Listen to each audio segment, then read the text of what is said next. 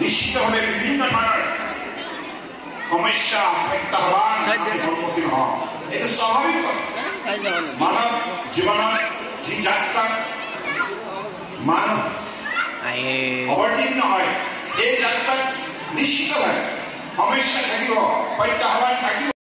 তাক অতিক্ৰম কৰাৰ বাবে যিটো দৃঢ়তা, একাগ্ৰতা, আত্মবিশ্বাস আয়ত্ত কৰাৰ বাবে গুৰু নামেৰে আমি নিজক পৰিপক্ক কৰি দিওঁ, নিজৰ শক্তি ব্যক্তিত্ব নিৰ্মাণ কৰোঁ। গুৰুজনাই কৈ গৈছে, জীৱনৰ বাটত যিমানেই প্ৰত্যাহ্বান নহওক কিয় ভক্তিভাৱেৰে একাগ্ৰতাৰে এই প্ৰত্যাহ্বানৰ যোগ্য প্ৰত্যুত্তৰ দিবৰ বাবে নিজৰ সকলো সময়তে প্ৰস্তুত কৰি ৰাখিব, সচেতন কৰি ৰাখিব, সাজু কৰি ৰাখিব।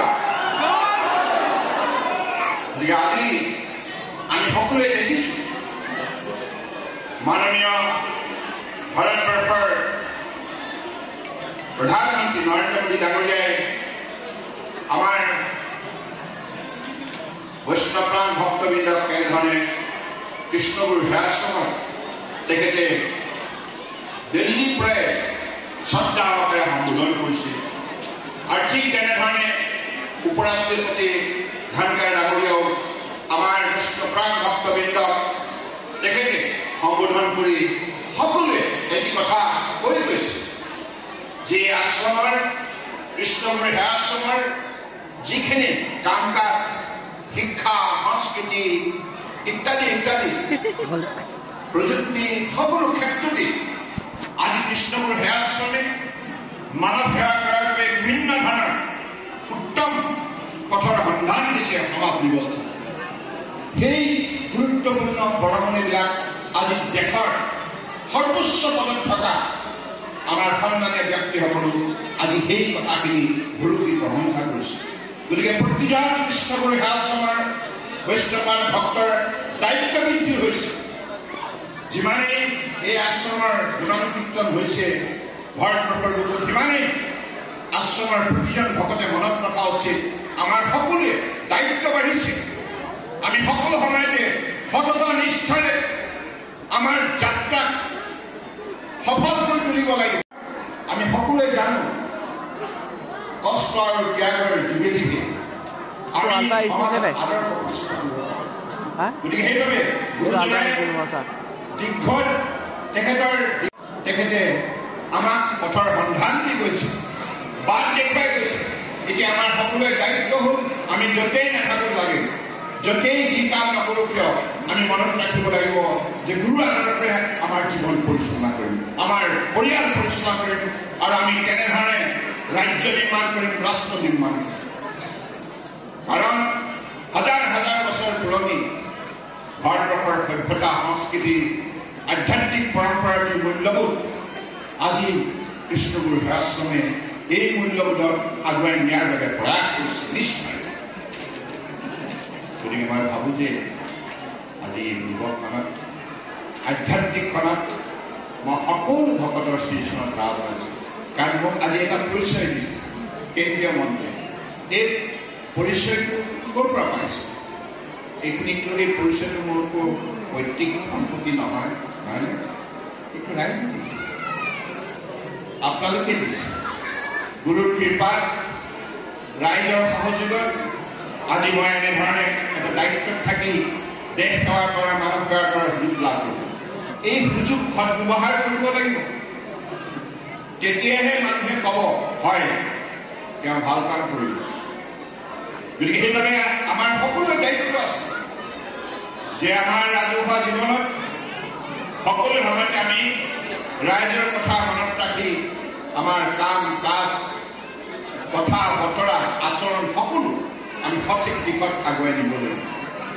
কাৰণ সমাজে বিচাৰে শান্তি, সমাজে বিচাৰে মূল্যবোধ, সমাজে বিচাৰে সমন্বয়, সমাজে বিচাৰে বন্ধুত্ব, সমাজক লাগে সফলতা, সমাজক লাগে প্ৰগতি। কিন্তু এই সফলতাৰ প্ৰগতি আয়ত্ত কৰাৰ বাবে সমাজখনে সকলো সময়তে মূল্যবোধক অগ্ৰাধিকাৰ দি কঠোৰ পৰিশ্ৰম সততা বিস্তাৰ কৰি সেই সফলতা দুৱাৰলৈ উপনীত হ'লে সমাজখনে সকাহ পায়, আনন্দিত হয়।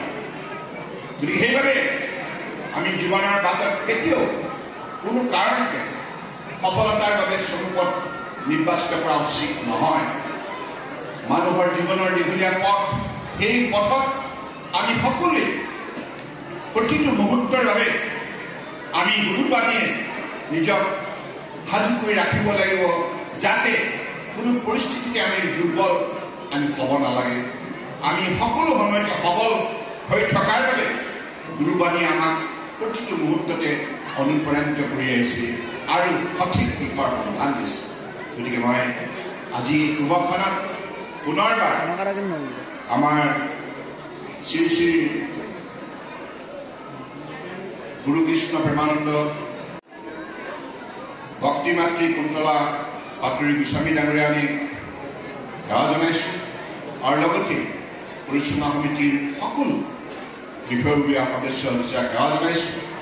আৰু আজি সমালোচনা সভাত অংশগ্ৰহণ কৰা অসমৰ ভাৰতবৰ্ষৰ বিভিন্ন প্ৰান্তৰ পৰা অহা দূৰ দূৰণিৰ বৈষ্ণৱ ভকতসকলক সেৱা জনাইছোঁ।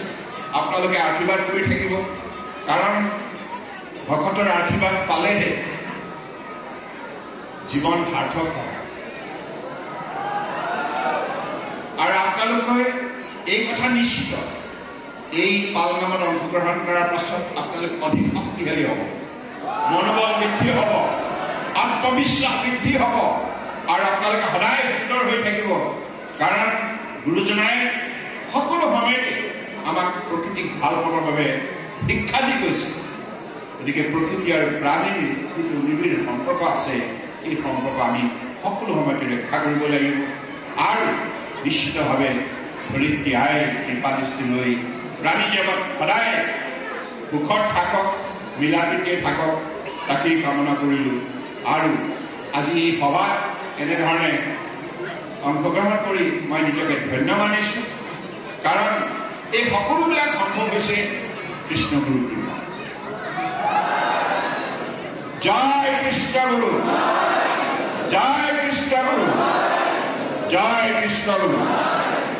मैं देश के अलग अलग यूपी, बिहार, दिल्ली, अरुणाचल, अलग अलग प्रदेश से आए हुए सभी भक्तगणों को मैं फिर से दोबारा हृदय से आभार व्यक्त करना चाहता हूँ।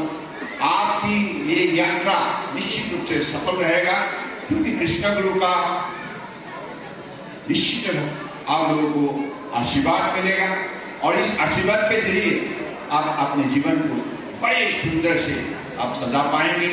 आपके जीवन खुशियों से भर जाएगा, ये निश्चित है।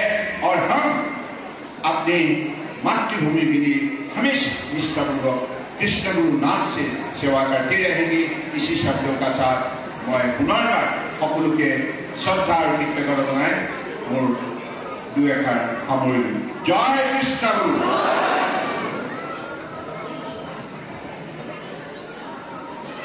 जय कृष्ण गुरु।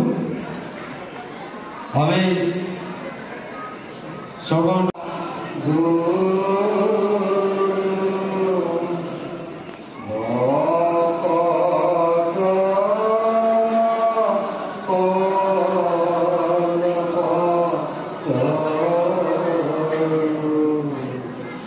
Yeah.